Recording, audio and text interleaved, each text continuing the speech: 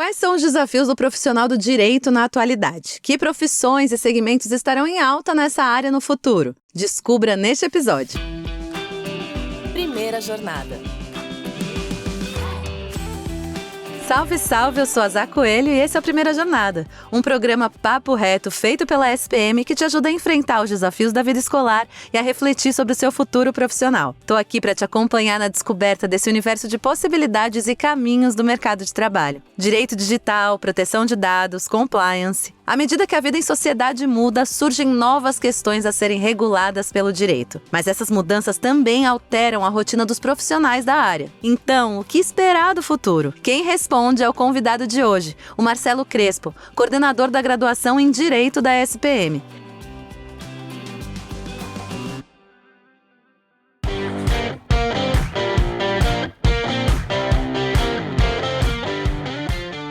Seja muito bem-vindo à Primeira Jornada, Marcelo. Eu que agradeço o convite, uma grande honra estar aqui. Vamos bater esse papo bem legal aqui com o pessoal para entender mais dos desafios da modernidade e do direito. Exato, o que está acontecendo agora com o direito, nesses últimos anos? Crespo, você sente que as atividades, as funções do profissional mesmo dessa área tão diferentes? Podem exercer coisas novas, tem novas aberturas, possibilidades? Conta um pouquinho pra gente.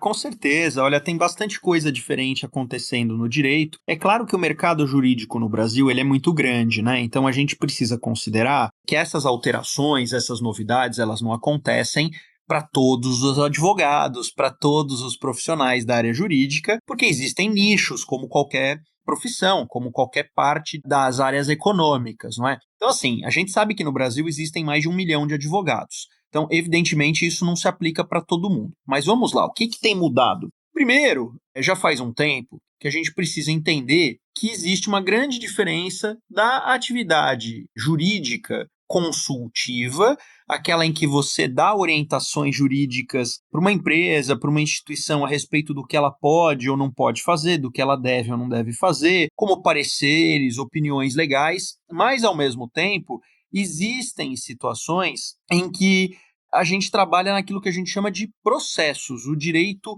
na sua forma contenciosa. O contencioso é o processo mesmo, é o advogado que entra com a ação, a outra parte vai contestar, o juiz vai decidir. E na parte contenciosa, já faz alguns anos, antes até da inteligência artificial generativa, os grandes escritórios que trabalham com o que a gente chama de contencioso de massa, o que é isso? São aqueles escritórios que defendem clientes que têm muitas causas repetitivas. Por exemplo, defender uma companhia de telefonia, Sim. Defender um plano de saúde que tem muitos e muitos clientes e muitos casos repetidos. Os escritórios que costumam atender esse tipo de demanda, eles há algum tempo já vêm se especializando em técnicas jurídicas para você automatizar processos. Então já faz um tempo que acontece de escritórios desenvolverem softwares próprios para você poder evitar a contratação de mais profissionais, de você automatizar tarefas e facilitar a vida do advogado, de informações serem retiradas do diário oficial, que é o documento oficial onde acontecem as publicações, para facilitar você redigir um documento. Então, sob essa perspectiva, a automação jurídica ela já acontece há alguns anos e isso ajuda muito a eficiência. Mas é claro que a inteligência artificial, especialmente a generativa, ela tem aberto portas importantes, porque a gente tem outros tipos de software, a gente consegue automatizar tarefas muito mais facilmente, a gente tem a questão da proteção de dados pessoais, da própria inteligência artificial como uma perspectiva de governança, e isso abre outros caminhos para o profissional jurídico trabalhar. Então, antigamente você falava do direito penal, civil, família, tributário. Hoje em dia, com muito mais ênfase, você fala no direito digital, na proteção de dados, na inteligência artificial. Então surgiram, vamos dizer assim, novos nichos de atuação. Não é só questão de você já ter os nichos antigos automatizados, mas a gente pode sim, de fato, dizer que existem hoje nichos específicos para você trabalhar com direito e tecnologia, o que é um grande diferencial dos últimos anos também. Interessante você trazer isso, né, Crespo? Não quer dizer que as áreas anteriores foram modernizadas. A gente tem novidade, né? Tem novas tendências. Você consegue trazer pra gente também exemplos de profissões ou segmentos que você acredita que devem crescer mais, linkado com essa coisa da inteligência artificial que a gente vai aprofundar um pouquinho mais pra frente também? Com certeza, sim. Se a gente parar para pensar, quando a gente fala das profissões jurídicas, normalmente você pensa no advogado, né? Assim, embora a gente saiba que quem se forma em direito não necessariamente precise trabalhar como advogado. Você pode ir para carreiras públicas, para ser juiz, promotor, advogado público, defensor, entre outras. Mas mesmo nos órgãos públicos, a tecnologia e a automatização têm acontecido com frequência. Quando a gente pensa em novas frentes, você hoje já pode sim, de fato, falar na profissão de analista, gerente e diretor, por exemplo, de proteção de dados. Um advogado especialista em proteção de dados. Esse é um nicho que, embora muita gente ache, inclusive, que você só pode trabalhar sendo advogado, existem atuações que tenham um certo papel jurídico, mas que você trabalha numa instituição como essas grandes consultorias que a gente conhece. Então, não necessariamente dentro de um escritório de advocacia, mas prestando consultoria nessas grandes empresas de consultoria. Você pode ter a sua consultoria própria. Além disso, a gente sabe que dentro das empresas, normalmente as empresas, cada vez mais surgem empresas novas, né? Essas novas empresas, as startups, muitas delas têm um direcionamento central muito focado em dados pessoais que são coletados, processamento desses dados e aplicação com inteligência artificial. Então, daí, existem dois caminhos que eu vou trazer aqui, eles não são exclusivos, não são únicos, né? Mas para facilitar o entendimento das pessoas. Então, hoje, você tem a função de DPO, o DPO, que seria o Data Protection Officer, o oficial de proteção de dados, que é quem trabalha dentro de uma empresa, dentro de uma instituição, como o grande gestor da proteção de dados dessa instituição. Da mesma forma, você tem uma outra sigla que o pessoal costuma chamar de CAIO, C-A-I-O, que seria o Chief Artificial Intelligence Officer, ou o oficial-chefe de inteligência artificial. Então até ficou um nome brasileiro, né? A gente tem muitas pessoas aí que se chamam Caio, mas também é uma sigla para essa função. Claro que essas duas funções, muitas vezes ela vai até ser ocupada por alguém que não é da área jurídica, mas conhecer os termos jurídicos e navegar pelo jurídico vai fazer total diferença. Então, para você ser um DPO ou você ser um Caio, por exemplo, se você tem uma formação jurídica, se você entende de responsabilidade civil, se você entende de direitos do consumidor, se você entende da proteção de dados, isso faz total diferença. Então, trouxe aqui dois exemplos rápidos, além de um terceiro que me ocorreu agora, que ele nem é tão novo, mas é recente na história brasileira, da gente também falar do oficial de compliance. Você trabalhar com compliance. O compliance, que vem do inglês, to comply, é integridade, é você estar em conformidade. Então, muitas empresas, especialmente as que são mais reguladas, né, que têm atividades que demandam um maior respeito a normas administrativas impostas por órgãos específicos, e eu estou falando, por exemplo, das empresas de telefonia, dos planos de saúde, das empresas que são farmacêuticas, por exemplo, elas precisam ter uma atenção muito grande com a conformidade, com o cumprimento das normas, mas não só o cumprimento, com a percepção pública de que elas estão de fato cumprindo e de não se exporem a situações de conflitos de interesse, entre outras situações assim. Então, nesses casos, a gente pode falar que, especialmente desde que surgiu a nossa legislação anticorrupção, é que a gente passou a falar mais aqui no Brasil do exercício da profissão de compliance officer, que é o oficial de cumprimento. E aí você tem advogados especializados nisso, você tem analistas, gerentes, diretores que trabalham com a integridade corporativa. Então, são 3 ramos que eu coloco aqui, né? A inteligência artificial, artificial, a proteção de dados e a integridade corporativa, que às vezes escapam um pouco do radar da nossa turma aqui que está nos ouvindo, da nossa audiência, de que são caminhos importantes e muito promissores no exercício da atividade jurídica. É legal você trazer isso, porque realmente, às vezes, a gente tem uma visão até bem ultrapassada, né, do que a gente conhece do direito, da estrutura e de possibilidades. Então é muito legal para quem está ouvindo saber que existem caminhos muito novos, atuais. E eu acho até legal, Cris, porque você trouxe aqui, falando sobre Caio e GPO, né? O quanto a inteligência artificial pode ser uma aliada nesse processo todo, né? A gente sempre fala aqui como que você sente a inteligência artificial dentro do mercado de direito. Você acha que está substituindo o profissional ou existe essa possibilidade, como você trouxe aqui, de trabalhar junto, de entender esses processos e conseguir criar caminhos possíveis com a inteligência artificial? Olha, essa história ela não é tão nova se a gente parar e olhar para trás com relação a outras modernidades tecnológicas pelas quais a gente passou. Então as pessoas costumam ter muito medo da inteligência artificial, mas ela, é claro que ela vai trazer assim contornos que a gente ainda não vivenciou, né, que a gente ainda está por ver. Mas, por exemplo, quando inventaram os carros, evidentemente, muitos condutores de charretes e de cavalos talvez tenham perdido os empregos um tempo atrás, porque as pessoas passaram a conduzir. Quando inventaram máquina de escrever e depois o computador,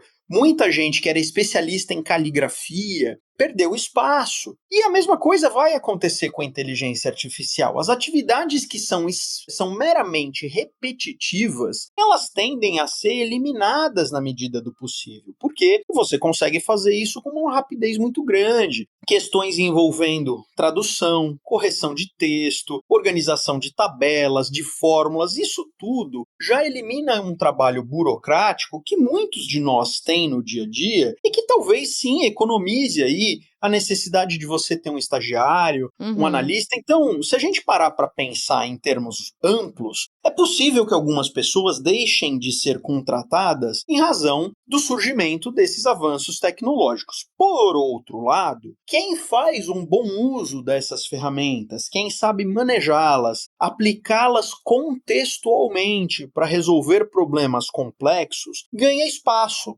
Então, eu diria o seguinte, um advogado, hoje, dificilmente ele vai ser substituído por uma IA, a não ser que o trabalho dele como advogado seja um advogado para trabalhar exclusivamente em processos, né, em alguma questão contenciosa com extrema repetição das suas tarefas. Mas o advogado, que ele é um grande especialista, ele vai usar a inteligência artificial, por exemplo, para ajudá-lo a ver se numa recomendação tem algum ponto cego da orientação que ele está dando, se tem alguma legislação para buscar melhor e entender se tem uma portaria, um decreto, uma lei que tinha fugido à sua pesquisa inicial. Então, assim, eu até publiquei um artigo não faz muito tempo, explicando que quem dominar as técnicas da inteligência artificial vai jogar um outro jogo. Esse outro jogo é um jogo de maior produtividade, é um jogo de maior destaque. Então o que nós precisamos pensar é que a tecnologia, é claro que ela vai fazer em termos econômicos, ela vai causar algumas baixas, e isso acontece a todo momento.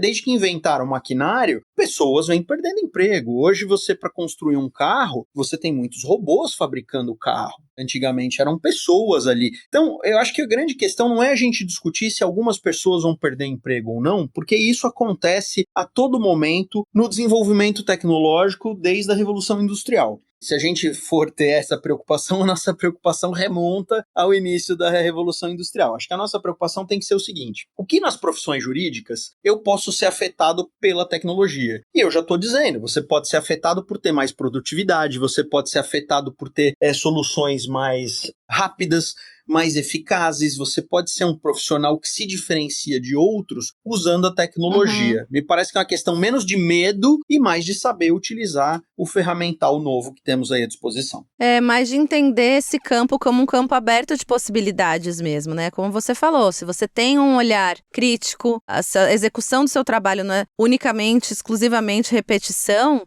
a demanda humana, ela sempre vai ser necessária, né? Do senso crítico, de olhar cuidadoso, cauteloso e usar isso a nosso favor. Eu acho super importante, porque às vezes fica esse medo, né? Esse terror e, gente, dá pra gente abraçar, né? E tem uma coisa que as pessoas ainda falam pouco, porque talvez elas entendam ainda pouco como funciona a inteligência artificial. Mas vamos tentar explicar muito rapidamente aqui um ponto de vista. A inteligência artificial, ela se desenvolve também na medida em que ela recebe inputs do ser humano. Na medida em que a gente pede coisas para ela, na medida em que a gente alimenta a inteligência artificial com dados da nossa vida real, é que ela vai sendo melhorada. Existe um possível paradoxo, que as pessoas pensam assim, mas a inteligência artificial ela vai sempre se retroalimentar. Não é bem assim. A gente não está num estágio avançado da inteligência artificial que a gente possa falar de uma inteligência artificial geral, que seria pensando assim na Skynet, lá no filme do Exterminador do Futuro, em que a inteligência artificial resolve dominar o mundo, volta no tempo. Nós estamos assim muito, mas muito, muito, muito longe disso.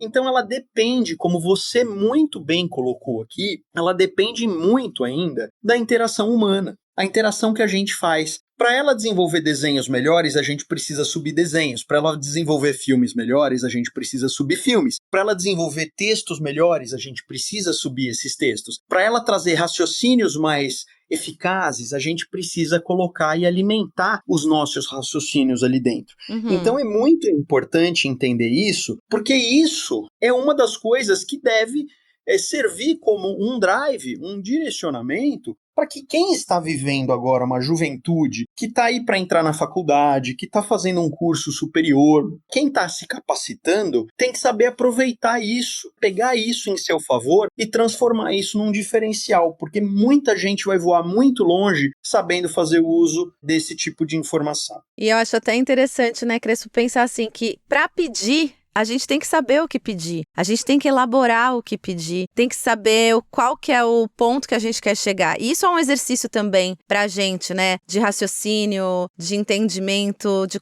contextualização, enfim. A gente vai precisar também ir atrás, né, e se desenvolver para poder utilizar essa ferramenta melhor. Sem dúvida nenhuma. E o que você falou é uma coisa que muita gente tem vendido como engenharia de prompt. Eu vou ser engenheiro de prompt. Talvez essa seja. Eu acho que ainda é cedo para dizer, mas talvez essa seja ainda uma profissão do futuro. Você se tornar engenheiro de prompt, quer dizer, a pessoa que sabe pedir melhor do que outras. Exato. Tem pessoas que podem ter dificuldade para pedir algumas coisas. Exato. E você se tornar assim, um especialista em saber pedir coisas específicas para a inteligência artificial. Para a inteligência artificial específica, porque uma coisa é você pedir algo para o chat GPT, outra coisa é você pedir para uma outra inteligência artificial uma imagem, um vídeo, uma tabela. Então, é claro que tem pessoas com conhecimentos específicos, por exemplo, de Excel, que elas vão saber pedir coisas melhores do que pessoas que não mexem com Excel. E a mesma coisa com texto jurídico. Então, acho que você fez uma colocação, aliás, 2 colocações aqui muito felizes dessa questão da gente precisar alimentar e essa do conhecimento específico, né? Muitas possibilidades, né, Crespo? Vamos tentando entender no caminho também, que é importante, tá sempre aberto. Bom, a gente vai fazer um intervalo rapidinho e volta já. Na ESPM, a inovação não é apenas um diferencial, é uma exigência. Um lugar onde celebramos o inusitado. Aqui, o aprendizado vai além da sala de aula. Vivemos experiências internacionais e aprimoramos habilidades além do tradicional. Criamos networking de verdade, sendo referência na produção de conhecimento. Juntos, vamos liderar o futuro, seja ele qual for. E aí, vem com a gente? ESPM, o inusitado em constante movimento.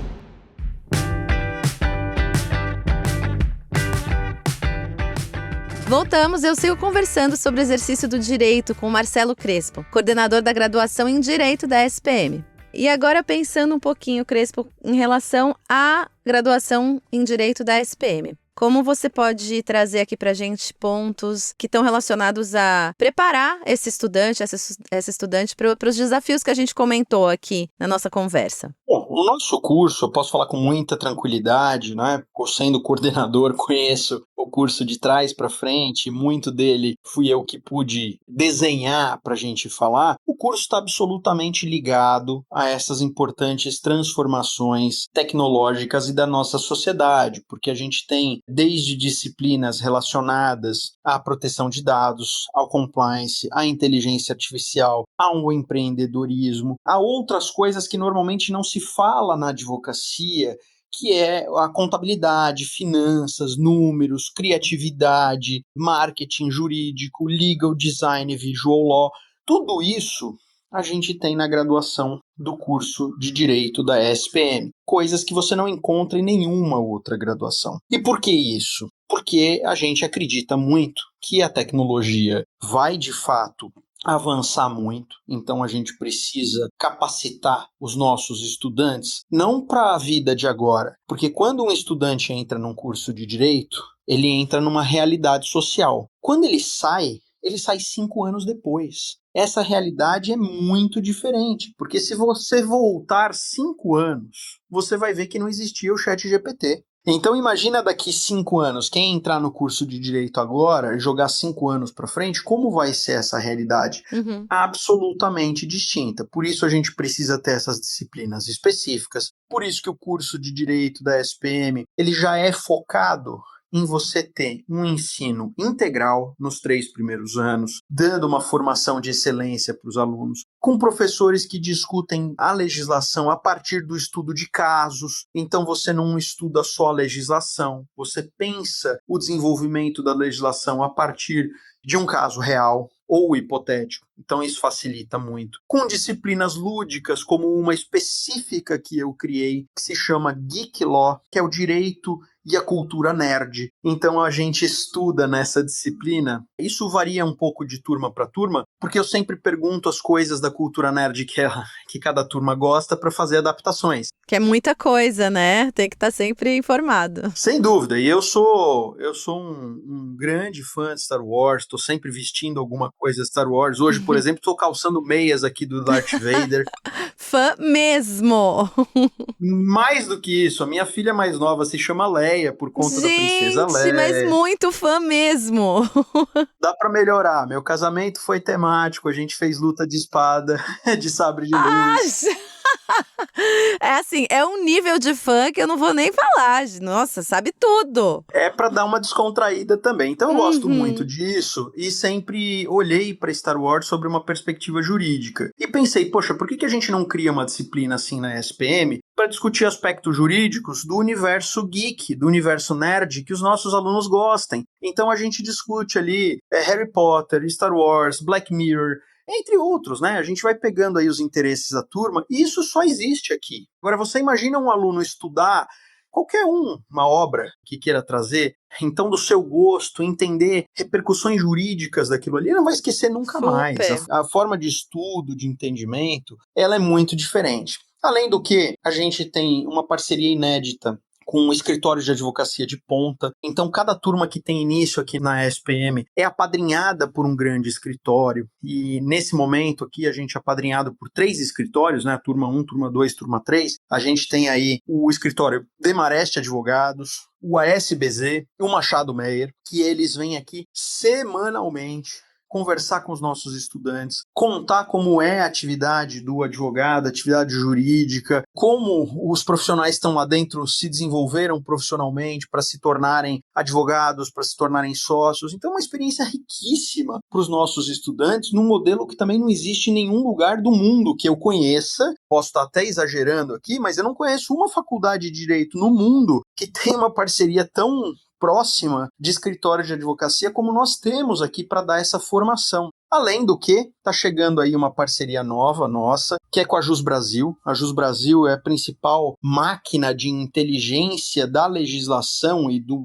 mundo jurídico. A Jus Brasil veio para reorganizar o conhecimento jurídico, então o maior buscador jurídico do mundo é a Jus Brasil, e nós temos agora uma parceria exclusiva da Jus Brasil com a SPM, onde nós seremos capacitados por eles a fazer melhores pesquisas jurídicas. Então nossos estudantes vão usar o melhor da tecnologia da Jus Brasil em proveito próprio para o seu desenvolvimento pessoal, para saírem daqui muito mais bem preparados a atuar no mercado jurídico. Então esse é um mix de coisas, claro que tem muitas outras coisas que podem ser diferenciais do curso, mas no apertado tempo que a gente tem aqui para bater um papo, eu acho que isso aqui já mostra para a nossa audiência o quanto a gente está pensando lá na frente. Não tenho dúvida. Com certeza deu para ter uma ideia muito boa, mesmo que mais geral, de todas as possibilidades também que a SPM entrega dentro desse processo.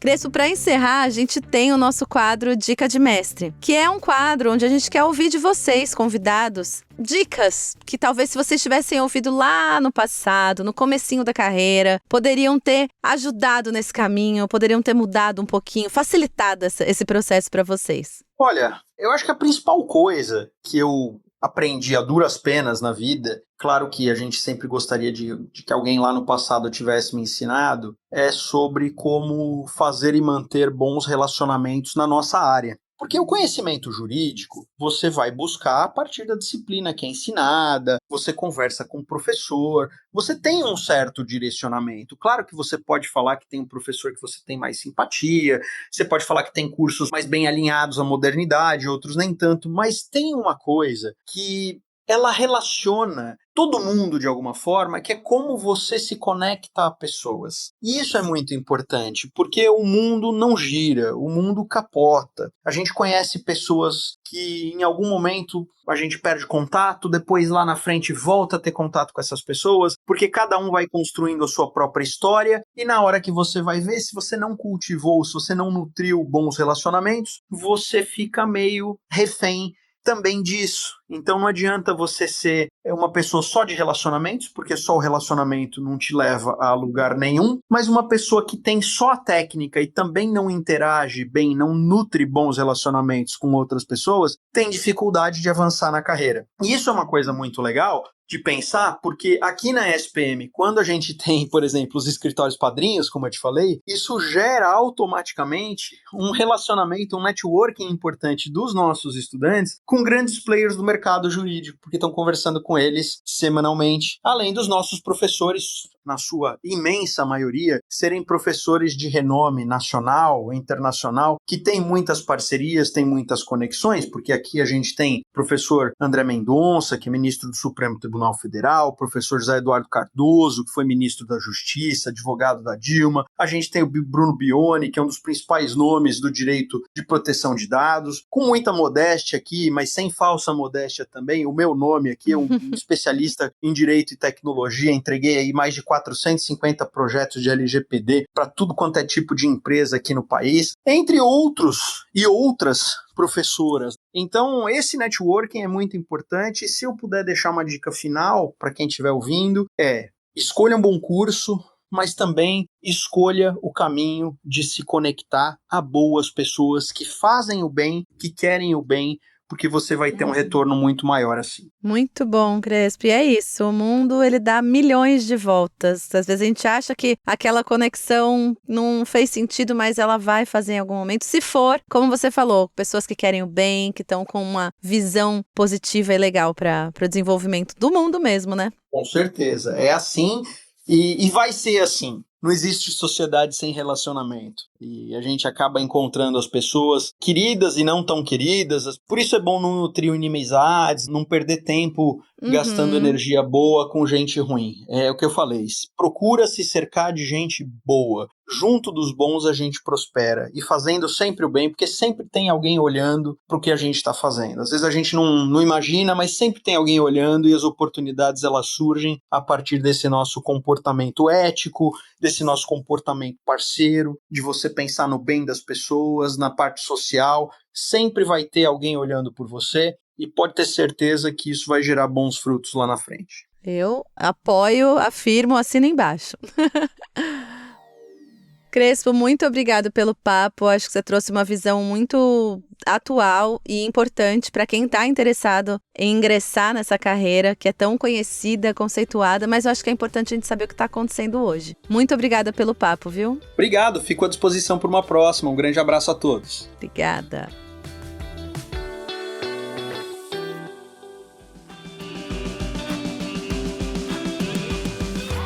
Viu quanta coisa nova e interessante está surgindo na área do direito? Se você se interessou por essa carreira, visite spm.br e conheça a nossa graduação. Não se esqueça de seguir o Primeira Jornada na sua plataforma de podcasts preferida e avaliar o programa. Este podcast foi editado pela Maremoto.